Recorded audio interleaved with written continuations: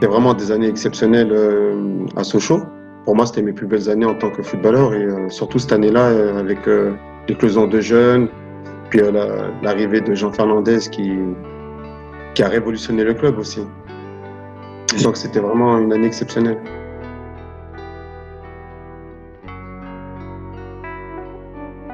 C'est ce qui a fait en sorte qu'on était intouchable, quoi, entre guillemets. À part Lorient qui était notre bête noire, mais on était quasiment intouchable parce qu'on était une bande de copains, et, que ce soit même avec nos épouses, hein, les épouses étaient très très très proches, et nous on était très proches de l'entraîneur, d'entraîneur adjoint, bon, René Lobello avec Aziz Bourras aussi qui était là.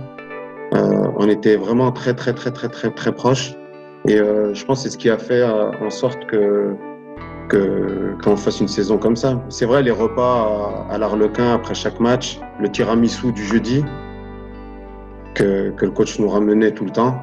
Et les soirées pizza avec les jeunes pour regarder des vidéos, etc. Et, non, franchement, c'était une alchimie qui est exceptionnelle.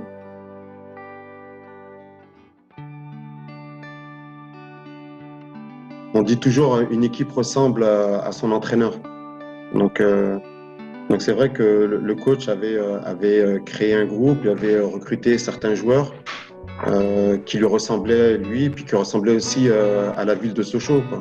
C'est moi quand je parle de Sochaux aujourd'hui, bon, tout le monde rigole encore, même en Géorgie. Bon, il se rappelle de Sochaux, quoi, de ce fameux match en 2005. Mais c'est vrai qu'à l'époque, moi, quand j'ai vu arriver Jean-Michel Ferry dans le groupe, je dis purée, comment ils ont fait pour amener un gars comme ça? Mais lui, il s'est fondu dans le moule de suite, quoi.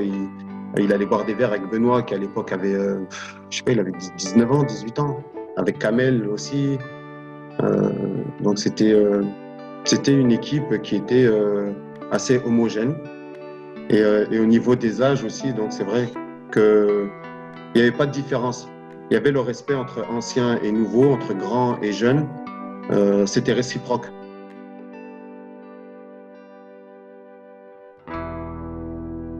On était à l'entraînement, on s'entraînait. C'était pas le Wembley, hein. Il n'y avait pas le Wembley, on s'entraînait Chabot. On faisait des 7-7 et on voit arriver un petit avec une touffe comme ça, tout petit, tout maigre. Et on s'est mis à rigoler, quoi. On a dit, mais qu'est-ce qu'ils ont été nous recruter parce qu'on nous en avait parlé.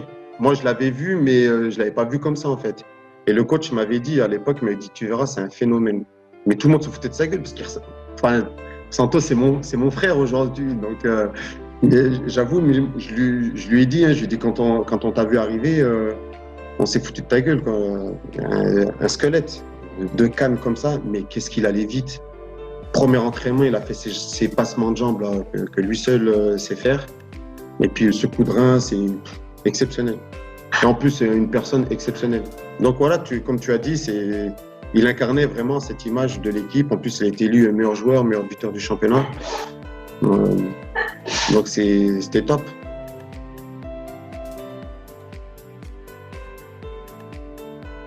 Moi, j'ai connu les deux stades, enfin les trois, parce que quand il était en travaux, on avait une seule tribune. Il était toujours plein.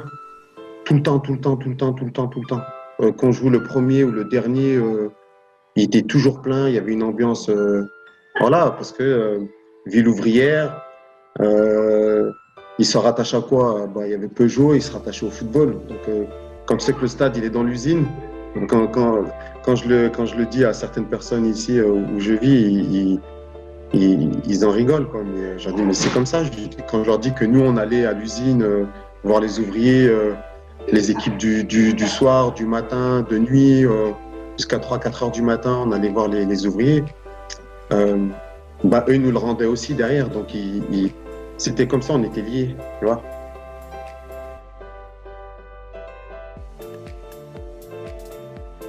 Je la montre tout le temps, hein. Je te jure, en Géorgie, une petite anecdote, en Géorgie, le vice-président de la fédération, bon, contre qui j'ai joué quand il était en Allemagne, il m'a vu ma Rolex, il m'a dit, ça là vient du marché de Marseille, parce qu'ils savent que j'habite vers Marseille maintenant. Ils m'ont dit c'est du TOC. Donc je l'ai enlevé, je fais attends, regarde.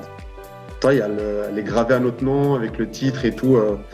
Et on l'a tous, hein. Tous ceux que j'ai croisés, on l'a tous, on la garde symboliquement. Moi, on a voulu me la racheter, je vais pas te mentir. On a voulu me la racheter à un prix d'or. Je disais, celle-là, celle-là, jusqu'à ma mort, je la garderai. C'est un super cadeau. Et ce jour-là, bon, on a remercié le président. Cette montre, elle reste, elle est là, elle est gravée, chacun a son nom. Et quand on se retrouve, moi, la première chose que je fais, je te mens pas, je regarde le poignet des gars. Moi, je sais que je crois souvent Omar, Pierrot, Kamel, ils l'ont tous au poignet, quoi, tu vois.